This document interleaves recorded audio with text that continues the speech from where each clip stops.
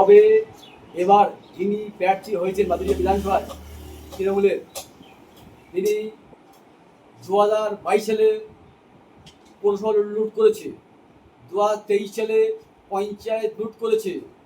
কেন? আমি ছিলাম, আমি নিজে ছিলাম প্রার্থী, কাউন্টিংয়ে ছিলাম আমি 2023 সালে। যেভাবে প্রার্থীকে মাদকের বার করতে হয়েছে, যিনি মাহিন, তিনি এবার টিএমসি প্রার্থী হয়েছেন। বাদুড়িয়াবাসী বলবো, যদি এবার ভোট ঠিক জায়গায় না দেন, আগামী দিনে কিন্তু ভোট কিন্তু আর হবে না। কেন?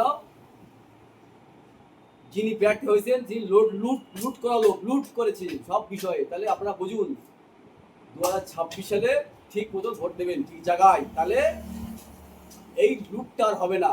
কেন? পঞ্চায়েত পৌরসভা যে লুট করেছে, তাই একটু ভাবতে হবে। বিশেষ করে বাদুড়িয়াবাসীকে বলবো, একটু ভাববেন, ভাবার সময় এসেছে।